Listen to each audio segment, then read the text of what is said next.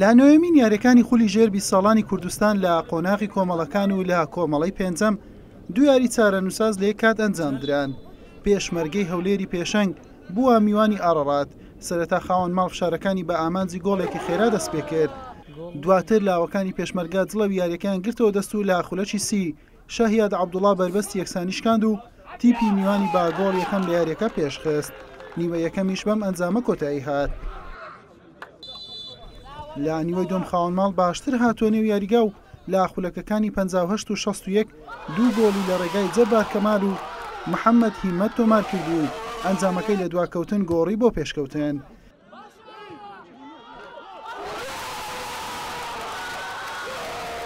لە خولەکی هەشتا شاهیاد عەبدوڵڵا گۆڵی دۆمی خۆی و لاوانی پێشمەرگەی هەولێری تۆمار کردو و ئەنجامەکەی بۆ تیپەکەی یەکسان کردەوە.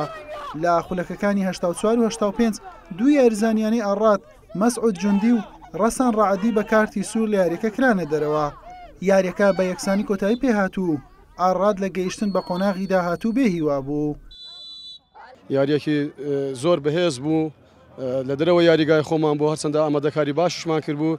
لە گێمی یەکەمدا توانیمان گۆلێک بکەین و چەندین فرسەی گۆل تۆمارکردنیشمان هەبوو، بەڵام لە گێمی دووەمدا ئەوان بە گروتینەوە هاتنەوە ناو یاریگا، یعنی یاریگای خۆیان بوو، زەختیان دروست کرد. ئەوە بوو لە دوو هەڵەی تاکە کەسی دەتوانم بڵێم دوو گۆلمان خوارد، بەڵام خۆشبەختانە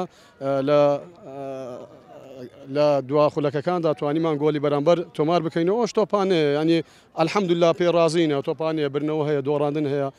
ئەلحەمدولیلا شکر بۆ خوای کە تیپەکەمان بە یەکەمی گروپی خۆمان بەسەر کەتیە.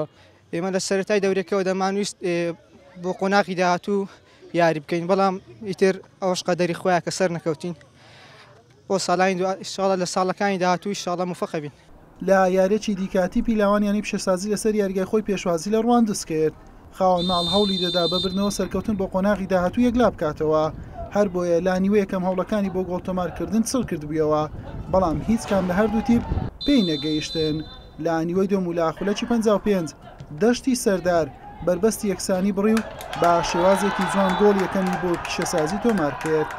لە خولەکی 60 ناوبشان لێدانێکی سزای بۆ خاوەن ماڵ ئەژمار کرد.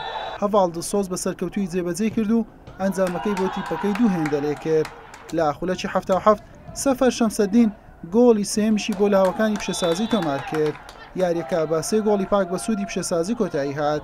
بەم شێوەیە هەرێکە لایەنەکانی پێشمەرگەی هەولێر بە 17 خاڵ و پلەی یەکەم، پیشەسازی بە 12 خاڵ و پلەی دووەم گەیشتنیان بە قۆناغی داهاتوو مسۆگەر کرد و حساباتەکانی ئەم کۆمەڵەیان بە کۆتایی هێنا.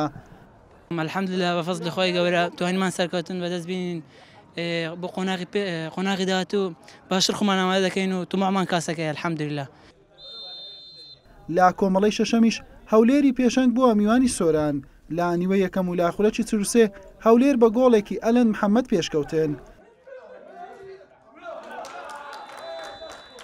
لە نیوەی دۆم و لە خولەکی 82 ناوبژۆ لێدانێکی سزای بۆ سۆران ئەژمار کرد. سەرمەند سەرهەد ئەنجامەکەی بۆ تیپەکەی پێ یەکسان کردەوە. یاریەکەش هەر بەم یەکسانی کۆتایی هات. یاری زۆر باشمان کرد، زۆرترین فرسەمانە بوو. ئەلحەمدولیلا سۆران تیپەکی خراپ نییە، بەڕاستی دەست خۆشیانی دەکەم.